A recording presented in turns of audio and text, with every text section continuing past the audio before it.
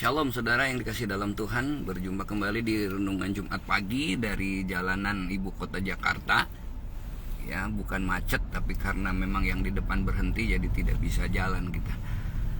Mari kita sama-sama tundukkan kepala, bersyukur kepadamu oleh anugerahmu kami ada hari ini Tuhan. Dan kami mau belajar renungkan kebenaran firman Tuhan di pagi yang indah ini.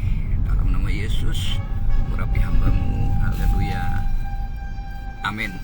Saudara yang dikasih dalam Tuhan, hari ini sampai di Markus pasal yang keempat, ayat 1 sampai ayat yang ke-20. Kita belajar tentang bagaimana Tuhan memberikan perumpamaan di dalam Markus pasal yang keempat ini. Dan ada satu yang unik dari Markus pasal 4 ini yang ada di dalam ayat yang ke-13. Ketika murid-murid mendengar perumpamaan Yesus, waktu Yesus mengajar naik ke perahu, lalu rombongan orang banyak ada di darat.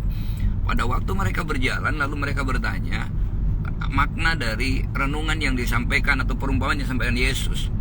Tetapi satu hal yang luar biasa adalah ketika Yesus menyampaikan bahwa berkata demikian, tidakkah kamu mengerti perumpamaan ini? Bagaimana kamu, kalau demikian, bagaimana kamu dapat memahami semua perumpamaan yang lain? Jadi kalau kita belajar dari perumpamaan, dari apa yang dikatakan Yesus, perumpamaan tentang penabur ini adalah merupakan kunci untuk memahami perumpamaan-perumpamaan yang lain, pengajaran-pengajaran yang lain yang Yesus sampaikan baik sebelum perumpamaan ini maupun sesudah perumpamaan ini. Mengapa ini menjadi penting, saudara? Ternyata kalau kita baca penjelasan Yesus di setelahnya, perumpamaan penabur ini adalah bukan bicara tentang penaburnya saja, bukan bicara tentang benih yang ditaburkannya, tetapi berbicara tentang sikap hati, pengajaran tentang sikap hati ketika menerima taburan, menerima benih yang ditaburkan itu. Jadi tanah yang dimaksud di situ adalah tanah hati. Nah, ini yang seringkali orang tidak pahami. Banyak orang yang kemudian tidak betah dalam satu gereja. Ada banyak orang yang kemudian terus menjadi jemaat GKJJ, ya, jemaat gereja Kristen jalan-jalan, tidak bisa bertumbuh. Padahal Alkitab bilang orang yang ditabnam di bait Allah, dia akan bertumbuh dan dia akan menghasilkan buah di situ. Tapi kenyataannya kenapa banyak orang tidak konsisten terhadap komitmen ketika bertumbuh, berbuah, untuk menghasilkan hal yang bisa berkembang, berbuah di gereja lokal di mana mereka bisa ditanam. Mengapa? Dan bahkan bukan itu saja, mereka tidak bisa menerima, menghasilkan kebersamaan dengan Tuhan yang Alkitab mencatat akan ada hasil 30 kali lipat, 60 kali lipat, dan 100 kali lipat. Peristiwa ini bukan peristiwa tentang doa dijawab Tuhan, karena Tuhan kalau menjawab doa selalu 100%, tidak pernah nyicil. Nah, saudara perhatikan mengapa manusia banyak orang tidak bertumbuh dengan firman yang sama, dengan benih yang sama. Nah, saudara, dengan cara menabur yang sama, ternyata terletaknya adalah kepada tanah hati. Alkitab mencatat di sini ada 4 tanah hati. Yang pertama adalah tanah hati yang seperti bebatuan di pinggir jalan. Orang-orang yang datang ke tempat ibadah menerima firman tetapi motivasinya lain. Ya, motivasinya berbeda. Sehingga Alkitab bilang ketika benih itu ditabur, belum sempat bertumbuh sudah ada iblis, sudah ada burung yang mengambilnya, sudah ada si jahat yang mengambilnya. Saudara perhatikan, ini di gereja, di tempat kita di mana kita berada, kenapa kita tidak bisa menikmati Tuhan? Karena seringkali kita ibadah, mendengar firman, di dalam mengikut Tuhan hanya tergantung oleh situasi yang ada. Bukan kepada hati kita, mempersiapkan hati kita untuk Tuhan berkarya, untuk ditaburi benih, tetapi kita cenderung untuk mencari apa yang saya mau, apa yang saya butuhkan, apa yang saya inginkan, apa yang saya rindukan, sehingga kemudian pada hal-hal yang materi, sehingga ketika semuanya menjadi tidak seperti yang diharapkan, akhirnya saudara kita bisa kecewa, dan bukan hanya kecewa, akhirnya tidak ada benih yang bisa bertumbuh. Nah, inilah mengapa banyak orang menerima firman yang sama, menerima berkat yang sama dari Tuhan, tetapi tidak bisa menikmati Tuhan dan berkat-berkat. Jangankan 60 kali lipat, 30 kali lipat, mungkin 20 kali lipat dari berkat ilahi yang harusnya kita terima saja tidak bisa diterima. Saudara, yang kedua, Alkitab mencatat di sini adalah tentang benih yang jatuh di tanah yang berbatu. Nah, di tanah yang berbatu ini Alkitab mencatat ini adalah tentang seorang yang memiliki hati tetapi juga tidak sungguh-sungguh, ya. Tidak sungguh-sungguh. Mengapa tidak sungguh-sungguh? Mengapa? Karena sudah perhatikan, misalkan dia menerima dengan gembira, senang banget dengar firman Tuhan, tetapi kemudian datang penindasan atau penganiayaan, orang itu seberda murtad. Mengapa? Karena nggak ada tanahnya.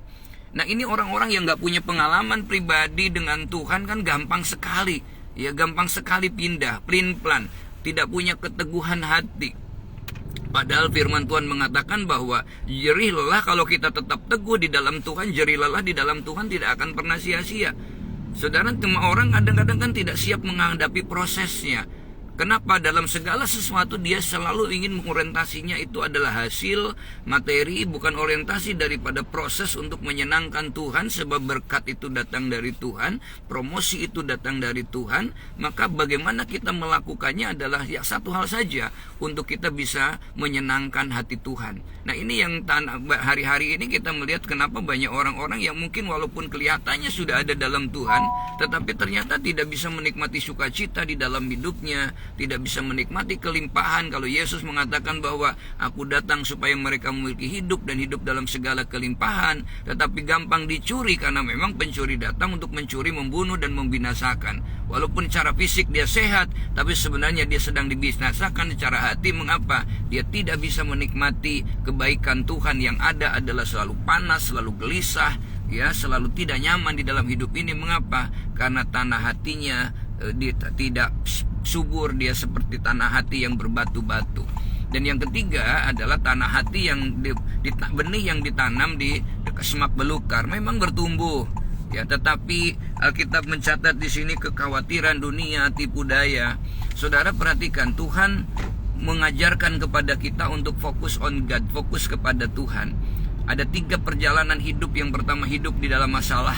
Yang kedua, hidup bersama masalah. Dan yang ketiga, hidup di atas masalah. Karena tidak ada seorang pun yang hidupnya tanpa masalah sebenarnya. Tapi kalau kita bisa hidup di atas masalah, seperti Petrus bisa berjalan di atas air, bukan air yang tenang loh, air yang bergelombang. Mengapa? Karena dia selalu fokus kepada Tuhan. Kenapa Nuh sanggup bertahan 120 tahun di dalam visinya untuk membangun bahtera, hanya bertiga saja, berempat dengan anaknya. Ya, saudara perhatikan, dia selesaikan selama 120 tahun dan tidak bosan khotbah untuk menantikan kegenapan janji Allah, karena dia tahu dia fokus kepada Tuhan. Kenapa Abraham juga mau untuk supaya Lot memilih dulu tempat di mana dia mau pilih. Artinya Abraham dipilihkan sisanya, tetapi Abraham yakin bahwa yang ditetapkan Tuhan bagi dia itu adalah yang terbaik. Yang menurut manusia tersingkirkan tidak baik, tapi kalau dia fokus kepada Tuhan selalu menjadi yang terbaik.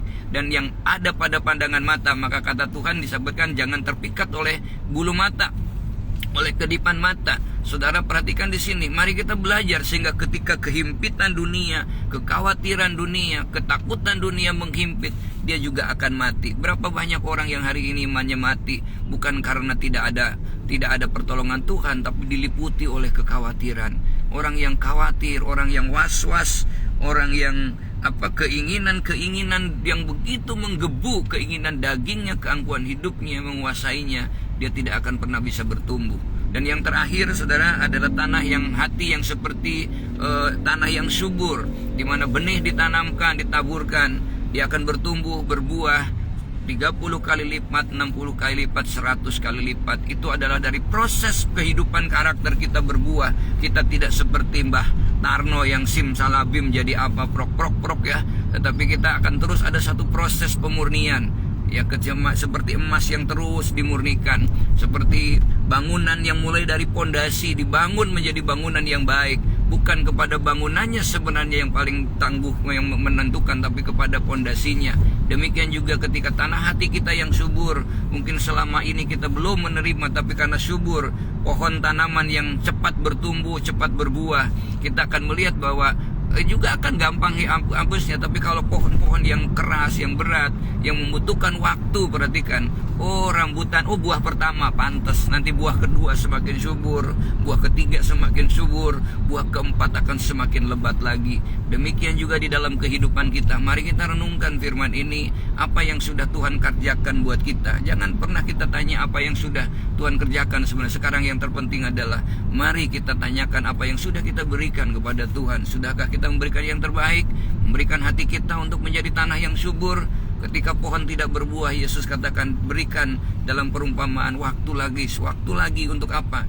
Batunya dibersihkan, rumputnya dibersihkan, supaya pohon itu akan menghasilkan buah. Mari hari-hari ini kalau kita juga belum menghasilkan buah, gak usah salahkan Tuhan, gak usah salahkan orang lain, tapi belajar introspeksi. Masih adakah kerikil-kerikil di dalam hati kita? Masih adakah bebatuan di dalam hati kita? Masih adakah semak duri di dalam hati kita? Masih adakah di dalam kehidupan kita mungkin ada rumput-rumput yang terus mengganggu, yang membuat kita tidak bisa bertumbuh? Kalau ada benalu, pohon itu juga tidak bertumbuh. Dan benalu itu kalau dibiarkan besar, maka bukan cuma pohonnya, benalu yang mati, tapi pohonnya juga akan mati. Demikian juga mumpung masih kecil kita cabut, terluka memang, tetapi akhirnya akan menghasilkan kesuburan yang luar biasa. Tuhan yang Yesus memberkati. Selamat berhari Jumat, selamat beraktivitas. Kiranya kasih karunia Allah menyertai kita semua dalam nama Yesus. Haleluya. Amin.